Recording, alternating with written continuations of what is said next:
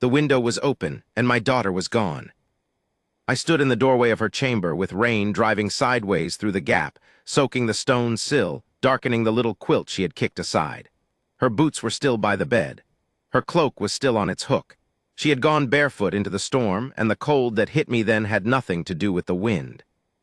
"Rend," I said it once, quietly, the way I always said it now, carefully, the way you hold something that has already been broken and might shatter again if you press too hard. She never answered when I called her name. She had not answered anyone in 2 years. I was already moving. Down the corridor, past the guards who saw my face and stepped aside without asking, through the great hall where the last of the hearth logs were crumbling to ember. I hit the courtyard at a run. "Saddle nothing," I told the stable hand. "I go on foot, faster through the Ashenmere." He stared at me. The Ashenmere at night in a storm, the marshlands swallowed even wolves who knew the path. But I was not asking his permission. I was the Alpha King of Thornwood, and my daughter was somewhere in that darkness with no shoes and no voice, and the world could burn before I slowed down. I want you to understand what those 2 years had been. Ren was 4 when Sira died. My Luna, my mate, killed in a border raid I should have been riding but wasn't, because I'd stayed behind to settle a dispute between 2 elders over grazing rights. Grazing rights. My mate died while I adjudicated grass. I carried Sira home. I buried her in the grove where she used to sit with Ren on her lap and name every bird that landed. And when I came back inside, Ren was standing in the hallway outside our chamber, holding the wooden wolf I'd carved for her the week she was born, and she looked at me with Sira's brown eyes and said, "Where is Mama?" I told her as gently as a man can tell a 4-year-old child that the person who made the world safe is not coming back. Ren set the wooden wolf on the floor. She walked into her room. She closed the door. She never spoke again. Not to me, not to the healers I brought, 9 of them over 2 years, from as far as the Greywater Holds and the Southmere Courts. Not to the nurses, the servants, the wolves who came and lay outside her door. She would eat only if I put the food in her hands and sat beside her. She would sleep only in her own bed with the shutters closed and a candle burning. If anyone else tried to touch her, to brush her hair, to lift her, to take her hand, she screamed. Not a child's tantrum. A sound like something tearing open inside a small chest. I heard it and could not breathe. My council told me she needed a mother. They brought me candidates, daughters of allied alphas, widows of good standing, women who were kind, patient, willing. Each time I brought one near Ren's door, the screaming started before the woman had crossed the threshold. After the 7th time, I told my council that if they brought me another candidate, I would dissolve the council itself. They called it grief. The healers called it a locked wolf. Ren's beast curled so deep inside her that it had sealed itself away, and until it surfaced, she would remain in this silent, unreachable place. There was no medicine for it, they said. Only time, only patience. I had patience. I had nothing but patience and a kingdom I ruled with half my mind, because the other half was always listening for a sound from down the hall, a voice, a laugh, a single word that never came. Cordine was the nurse who lasted. The others had fled after the screaming, but Cordine stayed. She was competent, older, steady-handed. She changed Ren's linens, kept her room warm, set food by her bed on the days I was called away by duty and could not feed her myself. Ren tolerated Cordine. She did not scream when Cordine entered. That alone made Cordine invaluable, and I was grateful in the dull, exhausted way of a man who will accept any mercy that keeps his child alive. In the last month, though, Ren had gotten worse. She had stopped eating even for me. She would sit in the corner of her bed with her knees drawn up and her wooden wolf pressed against her chest, and her eyes, Sira's eyes, would track around the room as though she expected something terrible to come through the door. When I reached for her hand, she let me take it, but her fingers were cold and limp. The warmth that had always been there, even in her silence, the faint, stubborn ember of my daughter still in there somewhere, was guttering. I had stood outside her door 3 nights ago and pressed my forehead to the wood and thought, I am losing her, not to death, to something worse, to a place inside herself so deep that even the bond between a father and his child cannot reach it. And now she was gone. I tracked her through the rain. An alpha's nose is built for this, the thread of ascent through wind and water, the faintest trace of warmth where a bare foot has touched the earth. Ren's scent was clean and small, like pine sap and milk, and I followed it out through the north gate, past the last of the village lanterns and into the tree line of the Ashenmere. The forest swallowed the castle behind me. Rain came through the canopy in sheets. I ran with the water streaming down my face and my heart slamming so hard I could hear it over the thunder, and I talked to her in my head the way I had been talking to her for 2 years, the one-sided conversation of a father with a silent child. "Hold on, little one. I am coming. Whatever you are running from, I will fix it. Whatever you need, I will find it. Just hold on." Her trail led through the old marsh path, over the fallen elm that bridged the Black Creek, and deeper into the Ashenmere than I had gone in years. The trees here were ancient, massive, moss-bearded oaks and birches that leaned together overhead like the ribs of a cathedral. The rain softened, the ground firmed, and then I smelled smoke. Not wildfire, harsh smoke, applewood and dried lavender, the kind of fire someone tends with care. There was a cottage. It sat in a clearing I had not known existed, small, timber-framed, with a thatched roof and a garden gone wild with late summer blooming. Beehives stood along one wall, rain dripping from their gabled tops. A single window glowed with warm light. I crossed the clearing in 4 strides and put my shoulder to the door. It was not locked. It swung inward, and the warmth hit me like a wall, hearth-fire warmth, bread and honey warmth, the kind of warmth that does not come from logs alone, but from someone who has made a small space into a home. And there, in the chair by the fire, was a woman I had never seen. She was holding my daughter.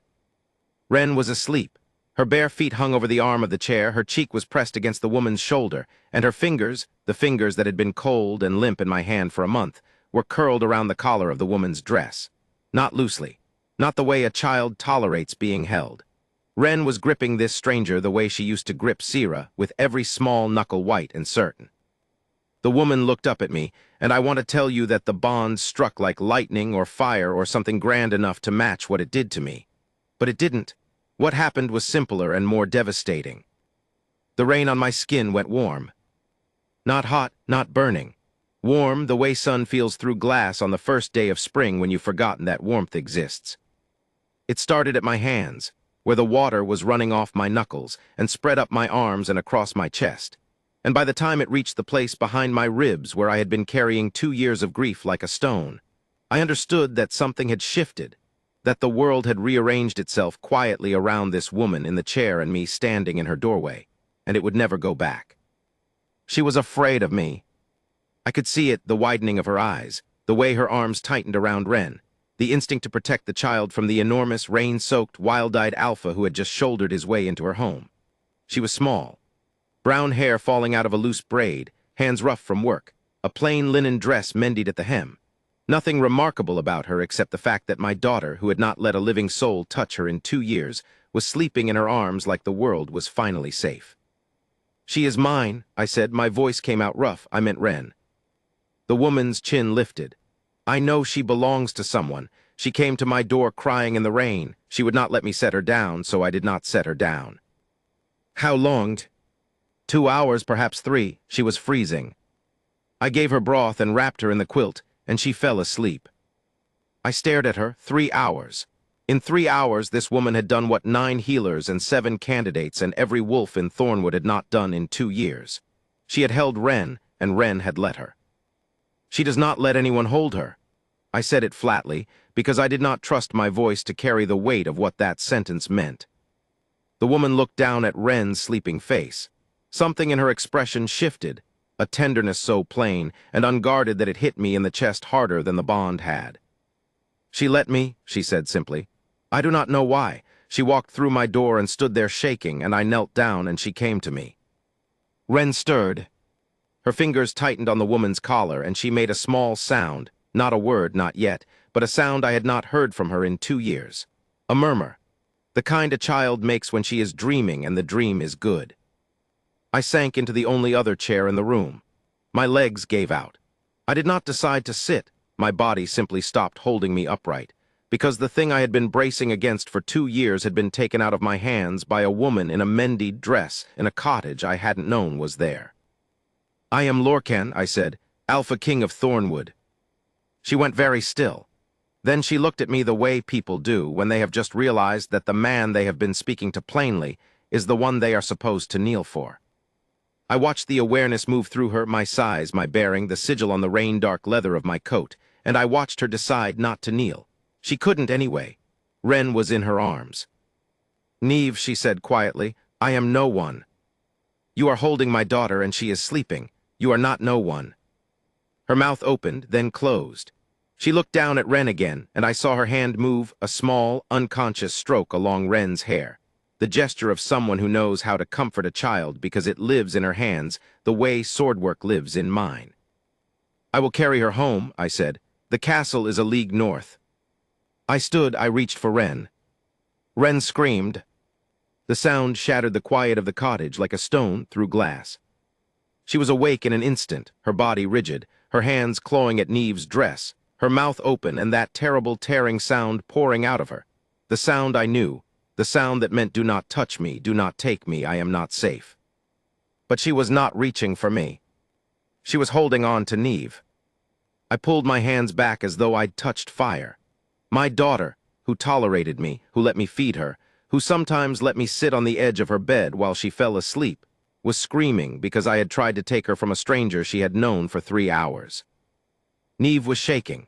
Her arms were wrapped around Ren and her face was white, and she was whispering things I could not hear over the screaming, small, gentle things, her lips close to Ren's ear. And the screaming stopped. Not slowly. It stopped the way a candle goes out when you cup your hand over it. One moment the sound was filling the room, and the next, silence, and Ren was burrowed against Neve's chest with her eyes squeezed shut, and her breathing ragged, and her fingers still locked in that white-knuckled grip.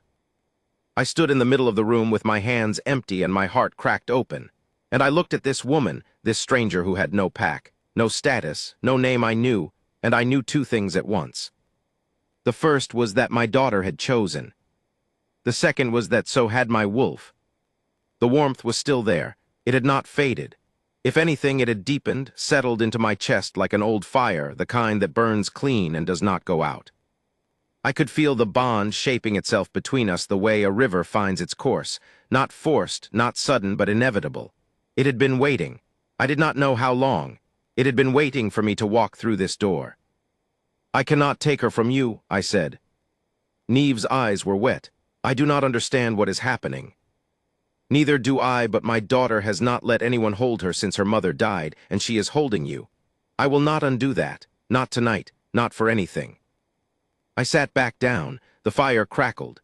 The rain gentled against the thatch. And for a long time neither of us spoke, because the child between us had said everything that mattered without opening her mouth. Eventually, Neve told me her story. She told it the way a person tells a thing they have stopped being ashamed of, not because the shame has gone, but because they have carried it so long it has worn smooth and lost its edges. She spoke quietly, her hand still stroking Ren's hair, and I listened the way I listened to reports of damage after a storm, with the part of me that catalogues what must be fixed. She was born to the Ashfield pack, small, southern, unremarkable. Her father died before she could remember him. Her mother raised her alone, and when Neve reached her coming of age at 16 and stood before the pack for the first shift, nothing happened. The other girls changed, fur and fang, and the bright shock of a wolf emerging for the first time. Neve stood on the dais with the moonlight on her face and her hands shaking, and nothing came. No wolf, no shift, no beast inside her answering the call. The elder declared her wolfless. Her mother, I watched Neve's face when she said this part. Her mother looked at the ground, did not argue, did not speak. The elder said Neve was a burden, that a wolfless daughter weakened the bloodline, that she could not mate, could not contribute, could not serve. And her mother looked at the ground, and the pack looked at the elder, and the elder looked through Neve as though she had already ceased to exist. They gave her the cottage, this cottage at the farthest edge of the Ashenmere, where the Ashfield territory bled into unclaimed land. They told her there was nothing for her in the pack. They told her not to come back. She was 16. She had been here 9 years. She kept bees. She made candles and soap from the wax and traded them at the Ashenmere market for flour and salt and cloth. She grew herbs in the garden. She lived alone, and she had made the aloneness into something that functioned, if not flourished, a life pared down to its necessities, quiet and self-sufficient, and entirely without the warmth she so obviously had to give. 9 years, a girl of 16, told she was nothing, sent to the border and left there. And she had built a life anyway. She had kept her fire burning. She had placed beehives along the wall and herbs in the window box and a clean quilt on the chair, and when a crying child stumbled through her door in a storm, she had not hesitated. She had knelt and opened her arms. I looked at her across the firelight and I thought, they were fools, every one of them. The elder, her mother, the whole Ashfield pack. They looked at this woman and saw the absence of a wolf and missed the presence of everything else. "You will come to the castle," I said. She blinked. "I beg your pardon." "Wren will not let go of you. If I try to take her, she screams. If I leave her here, I leave my daughter in the borderlands in a storm, so you will come with us. I will give you a room, food, whatever you need. Stay until she is settled." "I am wolfless," Niamh said, as though I had not heard her the first time, as though she expected the information to change something. "My daughter chose you. I do not care if you are wolfless, witless, or made of clay. You come with us." She looked at me for a long moment. I have been looked at by alphas across war tables, and I have held steadier than I held under Niamh's gaze, because what she was doing was not challenging me. She was trying to find the trick. She was trying to understand why an alpha king would bring a wolfless nobody into his castle, and she was waiting for the cruelty she had been trained to expect. I softened my voice. I am not good at softening things. I am a man built for walls and war rooms and the blunt work of command. But I tried because the look on her face deserved it. "There is no trick, Niamh. My daughter needs you. Come." She looked down at Wren. Wren's breathing had gone deep, and even again, her grip on Niamh's collar loosening into the slack-fingered hold of real sleep. "For her," Niamh said quietly, "I will come for her." I carried nothing. Niamh carried Wren. We walked through the rain for an hour, and I held branches aside and warned her of roots and ruts, and the whole way I could feel the bond between us like a low hum in the air, not pulling, not demanding, just present. Like a second heartbeat I had not had before tonight. Niamh did not seem to feel it. She walked with her eyes on the path and her arms around my daughter, and when Wren murmured in her sleep, Niamh pressed her lips to the top of her head and whispered, "I am here. You are safe." My chest ached so badly, I had to turn away and look at the trees. The castle rose out of the thornwood like a dark shoulder, stone and timber, the old keep, the newer east wing where Wren's chamber was. Guards met us at the gate. I saw their eyes go to Niamh, small, rain-soaked, no sigil, no pack scent they recognized, and I said, "She is my guest. Prepare the room beside my daughter's," and that was the end of it. I brought them to Wren's chamber. Niamh laid her in the bed with a gentleness that stopped me in the doorway. She tucked the quilt around Wren's shoulders and smoothed the damp hair from her forehead, and Wren's hand shot out and found Niamh's wrist and held it. "She will not let go," I said from the doorway. "No," Niamh sat on the edge of the bed. She looked at me. "She will not." "Then stay. The chair by the fire is wide enough. Or I will have a cot brought." Niamh hesitated. The pride of a woman who has survived alone for 9 years and does not accept things she has not earned. But Wren's fingers tightened, and Niamh's face softened, and she said, "The chair is fine." I stood there a moment longer. The rain was still dripping from my coat onto the stone floor. The fire was low. My daughter was asleep in her bed, holding a stranger's wrist, and the silence in the room was not the terrible, airless silence of the last 2 years. It was the silence of something settling, something finding its place. "Thank you," I said. Niamh looked up. I think she was surprised. Alpha Kings do not, as a rule, thank wolfless exiles for sitting in a chair beside a child's bed. "You do not need to thank me," she said. "I do," I said. "You have no idea what you have done." I left before my voice broke. That night I did not sleep. I sat in my own chamber with the door open so I could hear down the hall, and I waited for the screaming. It did not come.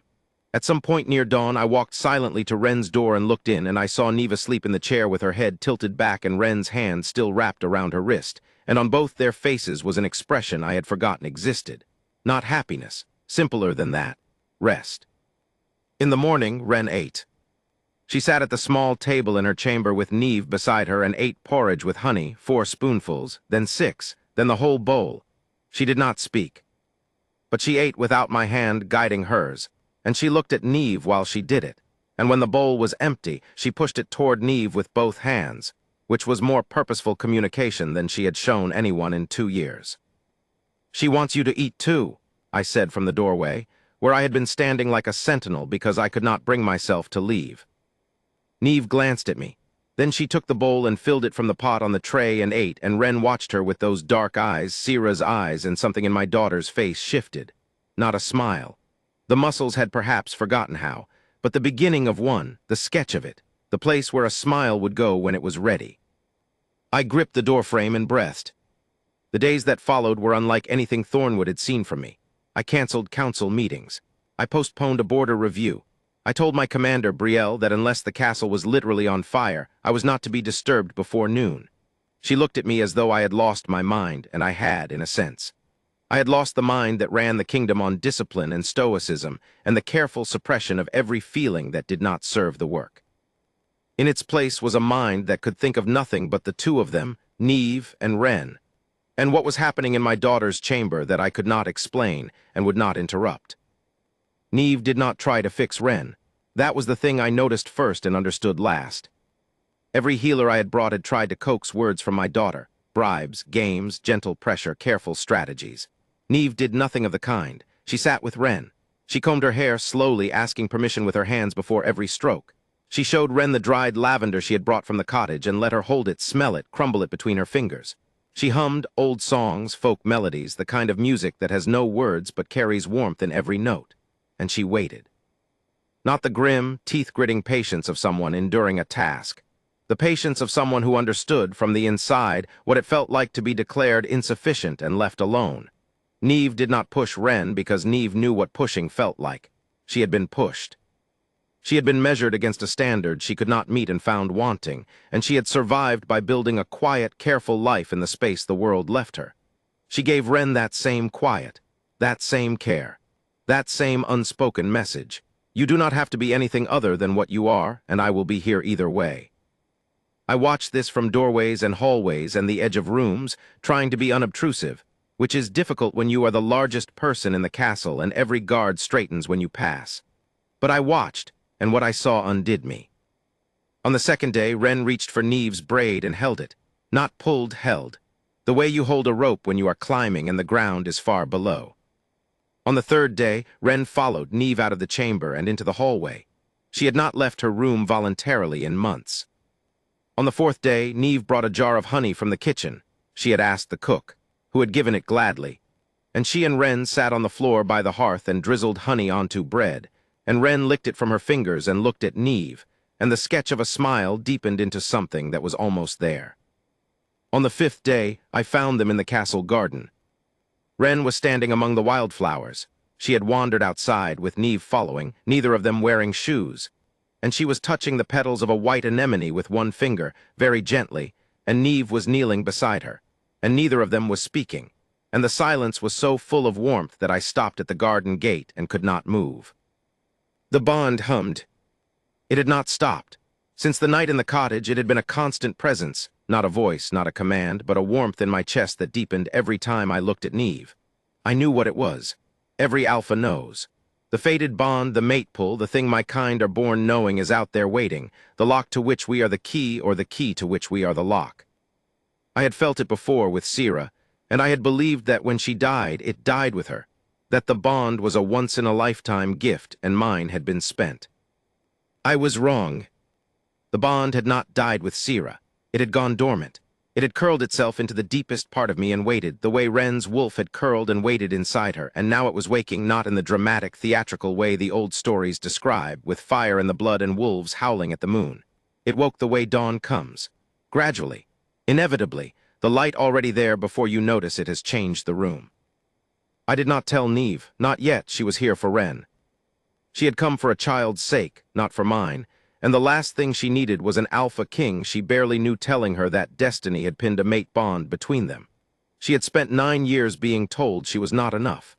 I would not add to that weight by announcing a claim she had not asked for. But I looked at her. I could not help looking at her. In the garden, in the hallway, at the table where she sat with Ren and ate quietly, her rough, capable hands breaking bread. I looked at the way she moved, without performance, without awareness of being watched, the unself-conscious grace of a woman who has never expected to be noticed, and therefore never learned to perform. I looked at the way she touched Ren, each gesture a question, each question answered by Ren's slow trust, the child unfolding like a flower that had been closed too long. And the warmth in my chest said, her, It was always going to be her. Cordine did not agree.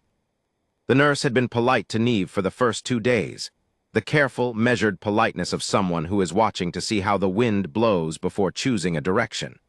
By the 3rd day, when it became clear that Wren preferred Neve to anyone else in the castle, the politeness curdled.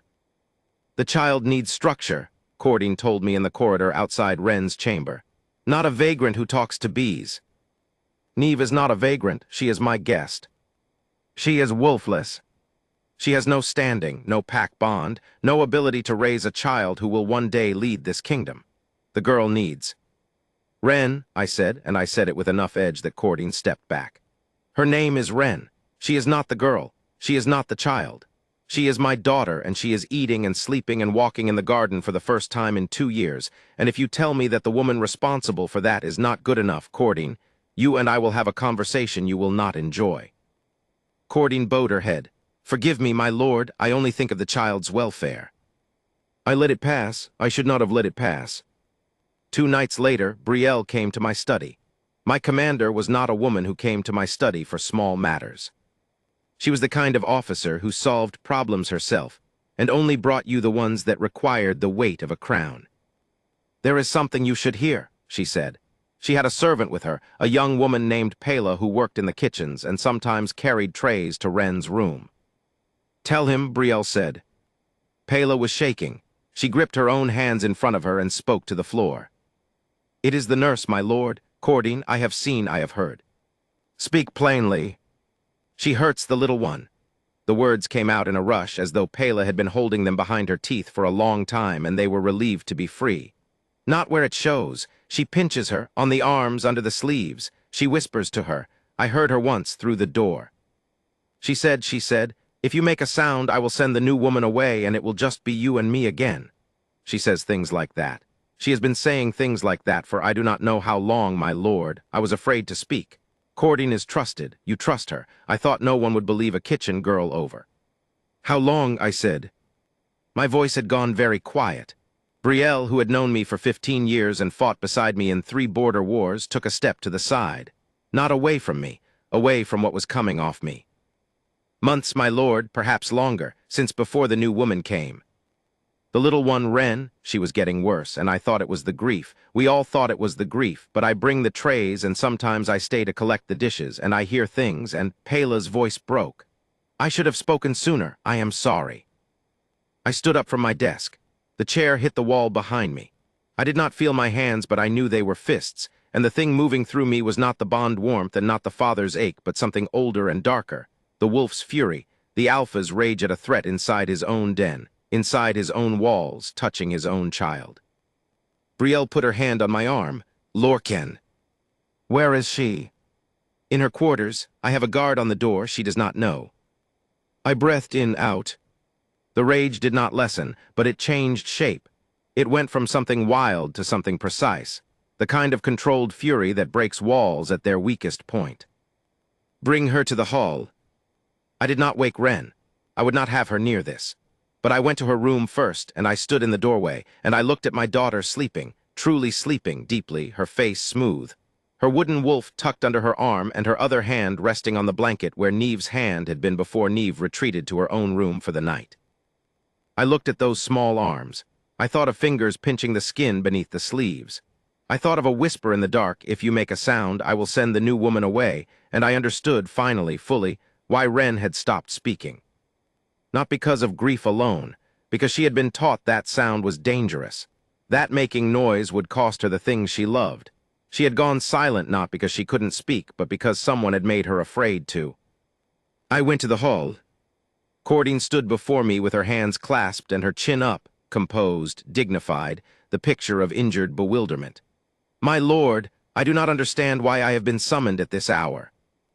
"You will understand shortly," I nodded to Brielle.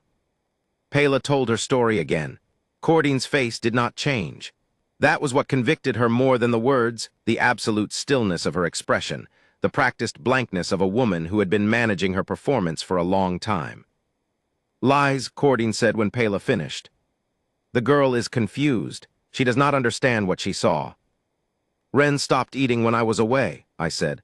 "She got worse. Every time I left, she deteriorated. And every time I came back, you told me it was the grief. You told me she needed more care, your care. Because she did. You pinched my daughter. You whispered threats in her ear. You made her afraid to speak because silence kept her dependent on you, and her dependence on you kept you indispensable to me. Cordine's mask cracked, not into guilt, into anger. I kept that child alive for 2 years while you sat in council meetings and played at being king. No one else could stay. No one else could bear the screaming. I bore it. I endured it. And this is my repayment, accusations from a kitchen girl. You did not bear it, I said. You caused it. The hall was silent. And then, I said, a stranger walked in. A woman with no wolf, no name, no standing. She knelt down and my daughter went to her. And in 5 days, Niamh undid what you spent 2 years building, because what you built was a cage, and what Niamh did was open the door. I looked at Cordine for a long time. I wanted to break something. I wanted to throw her to the wolves and let the Ashenmere have her. But I was the Alpha King of Thornwood, and my justice was the wall that kept this kingdom standing, and walls are built with precision, not fury. You are banished from Thornwood, from every territory that answers to my name. If you are found within our borders after dawn, the punishment will be severe. Go. Cordine opened her mouth. I held up my hand.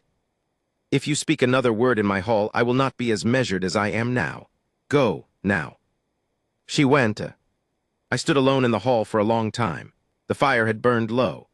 The stone was cold under my boots, and the rage drained out of me the way water drains from cupped hands, slowly, leaving me empty and shaking and sick with the knowledge of what had been happening to my daughter under my own roof while I sat in my study and trusted the wrong person. Brielle found me there. It is not your fault, she said. She was in my care. And now she is safe, because of the woman you brought home. I nodded. I could not speak. In the morning, I told Niamh. I told her in the garden, because it was Wren's favorite place now, and because I wanted to say it somewhere that wasn't stone walls and closed doors. Wren was in the herb bed, pulling leaves from the mint plant and holding them to her nose, and Niamh and I stood side by side at the gate, and I said it plainly because plain was the only way I knew. Cordine was hurting her, pinching her, threatening her. She was the reason Wren stopped speaking, not grief alone, but fear. Cordine taught her that making a sound would cost her the people she loved. Niamh's hands closed at her sides.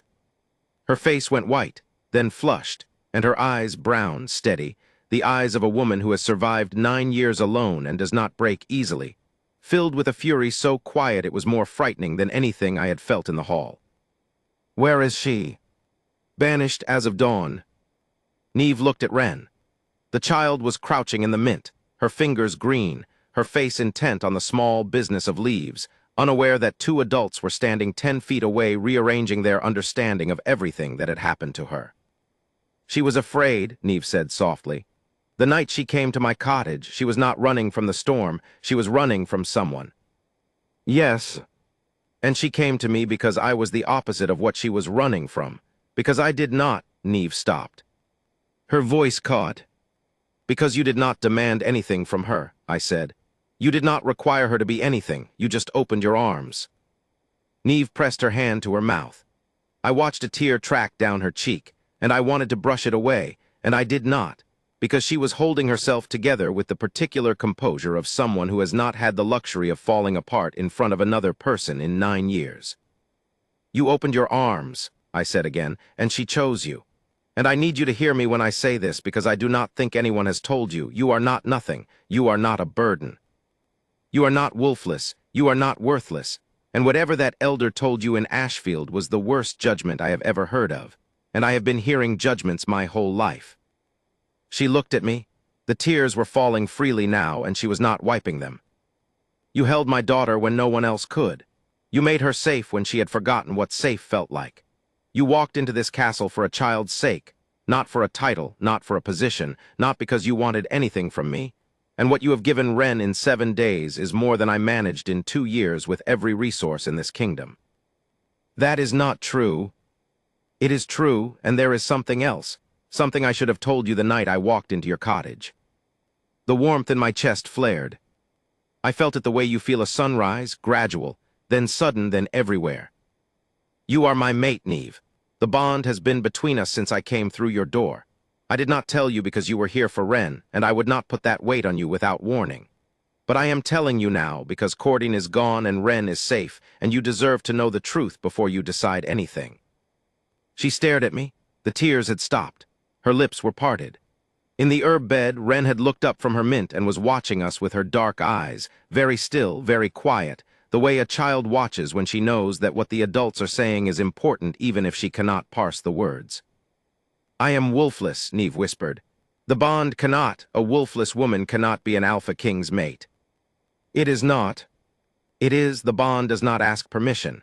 It does not check credentials. It chose you, and my wolf chose you, and my daughter chose you before either of us did. And I stopped because the next part was the hardest, and I am a man more comfortable with commands than confessions. "I choose you," I said, "not because the bond tells me to, because I have watched you for 7 days, and you are the kindest, bravest, most quietly unbreakable person I have ever known, and my daughter is alive again because of you, and I do not want you to go back to that cottage. I want you here, but only if you want to be here. I will not claim you. I will not demand it. The choice is yours." The garden was very quiet. A bee drifted between us, one of Neve's bees, perhaps, following her this far, which would not have surprised me, and settled on a stalk of lavender. Neve said, "No one has ever chosen me." "Then no one has ever been paying attention." She laughed. It was the smallest laugh I have ever heard, barely a breath, but it broke something open in the air between us, and the warmth that had been living in my chest for a week spilled outward and met something coming from her, not a wolf, not a bond she could name, but a warmth that matched mine the way a key matches a lock, and I felt the bond settle. Not ignite, not flare. Settle the way a foundation settles into earth, as though it had always been there and was only now admitting it. And then behind us a voice. Small, rough with disuse. A sound so fragile that the wind could have taken it, but the wind didn't, and neither did we. "Stay." We turned, both of us. We turned at the same moment, and Ren was standing at the edge of the herb bed with mint leaves in her fist and her wooden wolf under her arm, and she was looking at Neve, and her mouth was open, and the word was still in the air. "Stay." Neve dropped to her knees. She did not decide to, her body simply did what it had done the night of the storm, the thing she did without thinking, the thing that was more instinct than any wolf she had supposedly never had. She knelt, and she opened her arms, and Ren ran. My daughter, who had not spoken in 2 years, who had been taught that sound was dangerous, who had closed herself inside a silence as thick as castle walls, ran across the garden and threw herself into Neve's arms, and her fists closed in Neve's hair, and she said it again. "Stay, stay." I stood behind them with tears running down my face and my hands at my sides, and I did not speak, because this moment belonged to them, and I would not have interrupted it for anything in the world. Neve held her. She held her the way she had held her that first night in the cottage, completely, without reservation, without any of the careful distance that the world had taught her to keep. She pressed her face into Ren's hair and said, "I am here. I am not going anywhere." And the bond mark appeared. I saw it before I felt it, a soft gold light blooming at Neve's wrist, where Ren's fingers were wrapped around it. The light spread in a delicate tracery, not a brand, not a scar, but a luminescence, as though someone had painted a line of dawn along her skin. And then I felt the same warmth at my own wrist, and I looked down and saw it, the same gold, the same tracery, the same light, appearing on my skin as though the bond had decided that words were not enough, and it would write itself where everyone could see. Neve gasped. She held up her wrist, and Ren held up hers, no mark on the child, but her fingers were touching the gold on Neve's skin, and her eyes were wide and wondering, and her mouth was making the shape of something that might in time become a smile. "What is this?" Neve whispered. "The bond mark," I said. "The proof you are my mate, Neve. The bond has written it." "But I am wolfless." "You are not wolfless. You never were." I knelt beside them. The three of us in the garden, the herbs crushed under our knees, the bee still circling the lavender. "Your wolf did not surface because Ashfield did not deserve to see it. It was waiting for this, for her, for us." I did not know if that was true in the way of healers and scholars. I knew it was true in the way of my own chest, where the bond was humming a note I had not heard since Sira, and in the way of my daughter's face, which was looking at Neve's wrist mark the way children look at the first snow of the year, as though the world had just done something miraculous, and she wanted to touch it. I held out my wrist, The gold was still glowing. Wren reached over and put her small hand on it, one hand on Neve's mark, one hand on mine, and for a moment the three of us were connected, the gold light warm under a child's fingers, and nobody spoke because no one needed to. I told the court that evening. The great hall of Thornwood was full. My council, my officers, the pack elders, the household. Neve stood beside me in a clean dress that one of Brielle's women had found for her, and she was shaking, and I put my hand on the small of her back and felt the tremor run through her, and I leaned down and said, quietly, so only she could hear, "You do not have to prove anything. They will kneel or they will be wrong. Either way, you are mine and Wren's, and nothing said in this hall changes that." She straightened. The shaking did not stop, but her chin came up, and there it was, the same composure she had worn the night I walked into her cottage. The dignity of a woman who has survived being discarded and knows that she is standing because she chose to stand. "This is Neve," I said to the hall. "She is my fated mate. The bond mark is on our wrists. She will be your Luna." Silence. I watched the calculation move through the room, the eyes finding the plain dress, the rough hands, the absence of a pack sigil, the elder on the left frowning, the young officer on the right staring at the gold mark visible on Neve's wrist. "She is wolfless, my lord," the elder said, carefully testing. "She is my mate," I said. "The bond does not require your approval, it requires your respect." "And what of the kingdom? An Alpha Luna must be. An Alpha Luna must be the person my daughter ran to in a storm, the person who held her when no healer in 3 territories could, the person who broke 2 years of silence with 7 days of patience and kindness.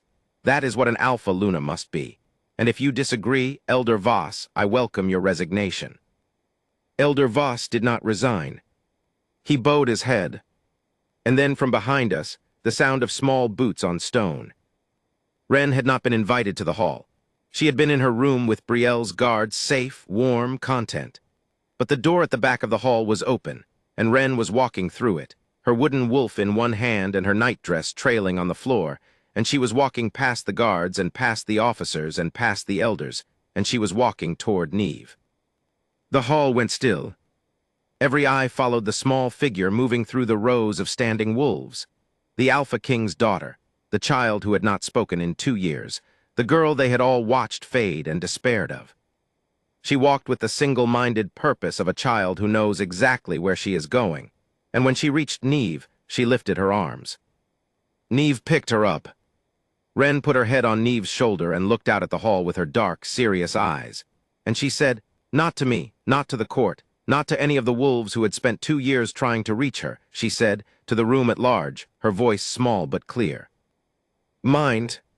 One word, spoken by a child who had chosen before any of the rest of us, and spoken with the absolute authority that only children and wolves possess, the kind that does not argue or explain, only declares. The elder who had questioned me knelt first, I do not know why. Perhaps because the child's voice did what my command had not, it made the bond undeniable. Perhaps because a 4-year-old girl walking through a hall of wolves and claiming her mother was the most honest thing anyone in that room had ever seen. But he knelt, and then the officer beside him, and then the next, and the whole hall, every wolf in Thornwood, went to their knees. I did not kneel. I am the Alpha King. I do not kneel in my own hall. But I put my hand on Neve's back, and I put my other hand on Wren's head, and I stood beside them while my kingdom bowed, and the bond marks on our wrists glowed gold in the firelight, and I thought, "Sira, if you can see this, she is safe. She is speaking. She chose well." I would like to tell you that the days after that were perfect, that Neve slipped into the role of Luna the way a hand slips into a glove, that the pack embraced her without reservation, that Wren began speaking in full sentences and laughing and running through the halls. It was not that simple, it was better. Because it was real. Neve learned the castle slowly, room by room, the way she had learned the Ashenmere, by making each space her own. She brought the beehives to the castle garden. She planted herbs along the south wall. She learned the names of the kitchen staff, the guards, the stable hands, and she spoke to them the way she spoke to Wren, plainly, gently, with the quiet attention of someone who has been invisible for 9 years and knows what it feels like to be overlooked. Wren's words came slowly. Stay was first. Mine was second. The third was my name, not Papa, not yet, but Lorcan, spoken with a child's careful pronunciation as though she were testing whether the sound would break something. I was feeding her breakfast when she said it, and I set the spoon down and could not pick it up again for a full minute. The fourth word came a week later. We were in the garden, the three of us in the late afternoon, the light amber and long. Neve was showing Wren how to hold a honeycomb frame, her hands over Wren's small ones, the bees moving around them in lazy, contented circles. Wren looked up at Neve and she said, "Mama." Not hesitantly, not as a question. She said it the way she had said mine in the great hall with absolute certainty, as a fact she had known for longer than she had been able to say it. Neve's hands tightened on the frame. Honey dripped between their fingers. The bees circled. And Neve's face crumpled into something so raw and open that I had to look away, not because I could not bear it, but because the privacy of that moment was sacred, and even I, standing 6 feet away, was too close. "Mama," Wren said again, pleased with the sound, pleased with the effect. And then she looked at me over her shoulder, and her face, Sira's face, my face, the new face that was becoming entirely her own, broke into a smile. A real one. Full and wide and unguarded, the kind of smile that uses every muscle and holds nothing back. "Papa," she said, "I will not tell you what that did to me. There are things that do not fit in words, and the sound of your child's voice saying your name after 2 years of silence is one of them. I will only tell you that I crossed the garden in 2 steps and knelt beside them, and Wren reached up with one honey-covered hand and touched my face, and Neve reached up with her honey-covered hand and took mine. And for a moment the three of us stayed like that, kneeling in the herb bed with the bees and the honey and the gold light of late afternoon, and the bond marks on our wrists pulsed once, softly, like a heartbeat. That was the moment, I think, not the mark appearing, not the hall kneeling, that moment, the honey on our hands, the garden, the word I had waited 2 years to hear. 3 seasons have passed since then. Neve is my Luna, confirmed before the pack and the allied territories. She walks the castle in boots she chose herself and a dress of deep green wool that Brielle's women made for her. And when she enters a room, the wolves in it incline their heads, not because I commanded it, but because she earned it one quiet kindness at a time, the same way she earned my daughter. Wren speaks now, not rivers of words. She is a quiet child, always will be, I think. She has Sira's watchful gravity and my stubbornness and something of Neve's hard-won patience. She speaks when she has something to say, and when she does not, she hums. The old songs, Neve's songs, the melodies that carry warmth without needing words. The Ashfield elder sent a message last month. He had heard that the Lunar of Thornwood was a woman once called Wolfless from his pack. He wished to express his pride that Ashfield had produced such a mate for the Alpha King. I burned the letter. Neve does not know it arrived. She does not need to. This morning I woke early and found the bed empty beside me. I went to the window and looked down into the garden, and there was Neve, barefoot in the dawn, the way she had been the morning after everything, the morning after the hall knelt and Wren spoke and the world changed shape, and she was placing a jar of honey on the garden wall, the way she used to do at her cottage. The small ritual of a woman who once lived alone and made sweetness from nothing and put it where the light could reach it. Wren was beside her. Her wooden wolf was under one arm, her other hand was in Neve's. I went downstairs. I did not put on boots. I walked barefoot through the dew-wet grass the way they do. The two of them who taught me that a king's power is not the hall and the crown and the command, but the garden and the honey and the child's hand. And I came up behind them and put my hand over Neve's on the jar. She leaned back against me. Wren looked up. "Papa," she said, matter of fact, the way you say the name of someone who belongs to you so completely that it does not need emphasis. And then she put her small hand on top of ours, 3 hands on the honey jar, the wrist marks glowing faintly gold in the first light, and she smiled. The bond hummed. "My daughter brought me home.